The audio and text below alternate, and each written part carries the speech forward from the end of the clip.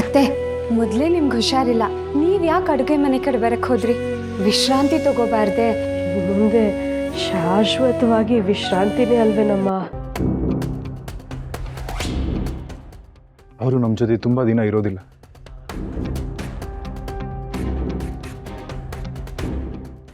ಯಾಕೆ ವೆಂಕು ಹಾಗೆ ನೋಡ್ತಾ ಇದೀಯಾ? ವಯಸ್ಸಾಯಿತು, ಆರೋಗ್ಯನೂ ಸರಿ ಇಲ್ಲ, ಅದಕ್ಕೆ ಹಾಗೆ ಹೇಳಿದೆ. ಸ್ವಲ್ಪ ಕೈ ಕಾಲು ಗಟ್ಟಿರುವಾಗಲೇ ಒಂದು ಒಳ್ಳೆ ಅಡುಗೆ ಮಾಡಿ ನಿಮಗೆಲ್ಲ ಕೈತು ತಿನ್ನಿಸ್ಬೇಕು ಅಂತ ನಿಮ್ಮಪ್ಪನ ಆಸೆ. ಅಪ್ಪನ ಆಸೆನಾ? ಅಯ್ಯೋ, ನನ್ನ ಬುದ್ಧಿಗಿಷ್ಟು. ಅವರು ಹೋಗಿ ಇಷ್ಟು ವರ್ಷಗಳಾದರೂ ನನ್ನ ಜೊತೆಗೇ ಇದ್ದಾರೆ ಅನಿಸುತ್ತೆ. ಸರಿ ಸರಿ, ನೀವು ನಿಮ್ಮ ಮನೆಗಳಿಗೆ ಹೋದ್ಮೇಲೆ ಅಡುಗೆ ಮಾಡೋದಿದ್ದಿದ್ದೆ. ಅಪರೂಪಕ್ಕೆ ಬಂದಿದ್ದೀರಾ, ಕಷ್ಟ ಸುಖ ಮಾತಾಡ್ಕೊಂಡು ಕೂತ್ಕೊಳ್ಳಿ, ಅಡುಗೆ ಮಾಡಿ ಕರಿತೀನಿ. ಚೆನ್ನಾಗಿ ಹೇಳಿದ್ಯೆ ಗೋಪಿ.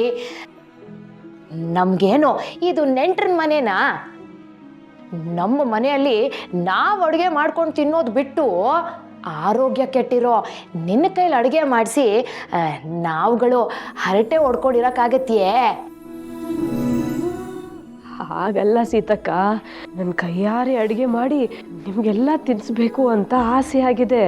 ಈ ಥರ ಅವಕಾಶ ಮತ್ತೆ ಯಾವಾಗ ಸಿಗತ್ತೆ ಹೇಳು? ಈ ಮನೇಲಿ ಇನ್ನೊಂದು ಸಮಾರಂಭ ಆಗೋದು ಯಾವಾಗ? ನೀವೆಲ್ಲ ಈ ರೀತಿ ಸೇರೋದು ಯಾವಾಗ? ಈ ಮನೇಲಿ ಎಷ್ಟು ದಿನ ಇರ್ತೀವೋ, ಯಾರಿರ್ತೀವೋ ಯಾರಿರಲ್ವೋ ಯಾರಿಗೆ ಗೊತ್ತು? ಆಸೆ ಇಟ್ಕೊಂಡು ಹೋಗ್ಬಾರ್ದಲ್ವೇ? ಏನೋ ಮನಸ್ಸಿಗೆ ಬಂದಿದೆ, ಮಾಡಿದ್ರೆ ನಿರಾಳವಾಗಿ ಹೋಗ್ಬೋದು. ಅತ್ತೆ, ನೀವೇನೋ ಸುತ್ತಿ ಬಳಸಿ ಮಾತಾಡ್ತಿದ್ದೀರಾ ಅಂತ ಅನಿಸುತ್ತೆ.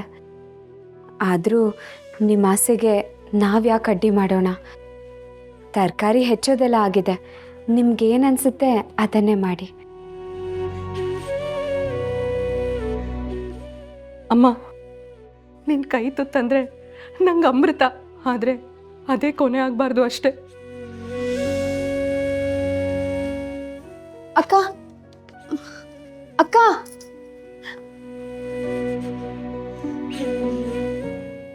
ಗೋಪಿ, ಎಲ್ಲ ಸರಿ ಇದೆ ಅಲ್ವೇ? ಓ, ಎಲ್ಲ ಸರಿ ಇದೆ ಸೀತಕ್ಕ, ನೀವು ಹೋಗಿ ವಿಶ್ರಾಂತಿ ತಗೊಳ್ಳಿ.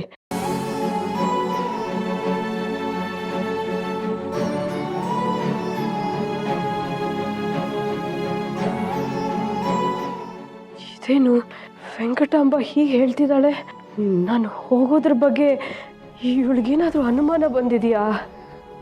ಹೌದು. ಶ್ರೀಹರಿ, ಅದು ಹೇಗೆ ಸಾಧ್ಯ? ನಾನೆಲ್ಲೂ ಹಾಗೆ ನಡ್ಕೊಂಡಿಲ್ವೇ? ಮುಖ ಮನಸ್ಸಿನ ಕನ್ನಡಿ ಅಂತ ನಿನಗೆ ಗೊತ್ತಿಲ್ವೇ ಗೋಪಿ?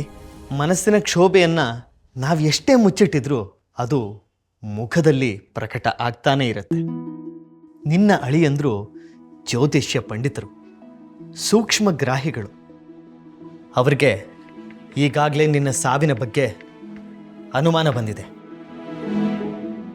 ಹೌದಾ ಸ್ವಾಮಿ? ಹೌದು. ಪ್ರತಿಯೊಬ್ಬ ವ್ಯಕ್ತಿಗೂ ಸಾಯುವ ಕೆಲ ದಿನಗಳ ಮೊದಲು ಅವರ ದೇಹ ಮತ್ತು ಮನಸ್ಸುಗಳಲ್ಲಿ ಒಂದು ರೀತಿಯ ವಿಚಿತ್ರ ಆತಂಕ ಆವರಿಸಿಕೊಳ್ಳುತ್ತೆ. ಅದನ್ನು ಸಾವಿನ ಕಳೆ ಅಂತಾರೆ.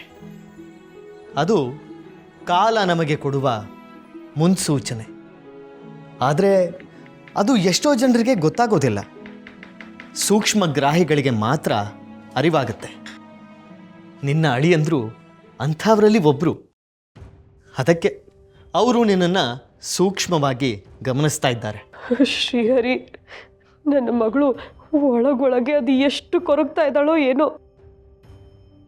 ಹೆತ್ತಮ್ಮನ ಸಾವು ಅಂದರೆ ಸಂಟಾಗದೆ ಇರತ್ತಾ ಗೋಪಿ?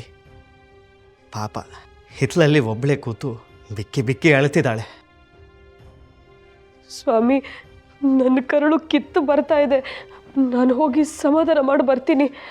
ಬೇಡ ಗೋಪಿ, ನೀನು ಈಗ ಹೋಗಿ ಅವಳಿಗೆ ಸಮಾಧಾನ ಮಾಡಿದ್ರೆ ನಿನ್ನ ಸಾವಿನ ಸುದ್ದಿಯನ್ನು ನೀನೇ ಪ್ರಕಟ ಮಾಡಿದ ಹಾಗಾಗತ್ತೆ.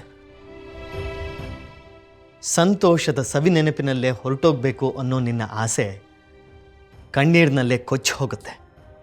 ಹಾಗಾಗೋದು ಬೇಡ. ಯಾರು ಏನು ಬೇಕಾದರೂ ಅಂದ್ಕೊಳ್ಳಿ, ನೀನು ಮಾತ್ರ ನಿನ್ನ ನಿರ್ಧಾರಕ್ಕೆ ಬದ್ಧಳಾಗಿರು.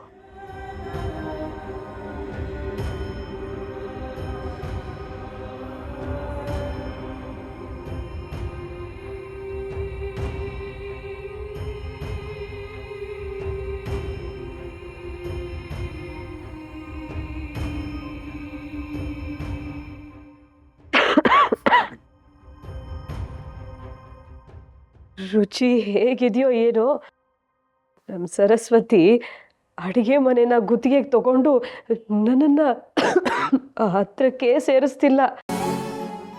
ಹಾಗಾಗಿ ತುಂಬ ದಿವಸಗಳಿಂದ ಅಡುಗೆನೇ ಮಾಡಿಲ್ಲ. ಉಪ್ಪು ಖಾರ ಎಲ್ಲ ಹದವಾಗಿದೆ ಅಲ್ವೇ? ರಸಗೋಳ ಅಜ್ಜಿ ತುಂಬಾ ಚೆನ್ನಾಗಿ ಮಾಡಿದ್ದೀರಾ. ನಮ್ಮಮ್ಮನೂ ಇಷ್ಟು ಚೆನ್ನಾಗಿ ಮಾಡಲ್ಲ ಅಜ್ಜಿ. ಸಾಕು ಸುಮ್ಮನೆ ಇರೋ. ನನ್ನ ಸೊಸೆಯರಿಬ್ಬರ ಕೈ ರುಚಿನೂ ಅಮೃತ ಇದ್ದ ಹಾಗಿರುತ್ತೆ.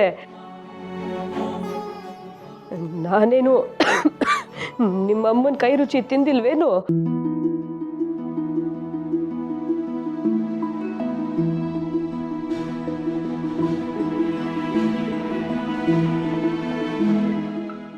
ವೆಂಕಟನಾಥ, ನಿನಗೆ ಹೆಸರುಬೇಳೆ ಪಾಯಸ ಅಂದರೆ ತುಂಬ ಇಷ್ಟ ಅಲ್ವಾ?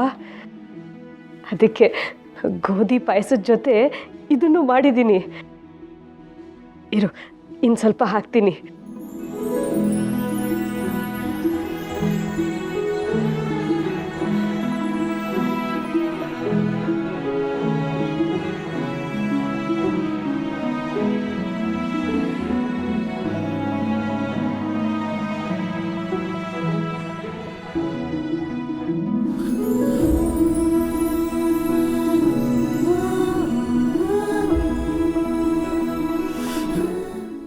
ಹೀಗ್ರೆ ನಿಮಗೆ ಇನ್ನು ಸ್ವಲ್ಪ ಪಾಯಸ ಹಾಕ್ತೀನಿ.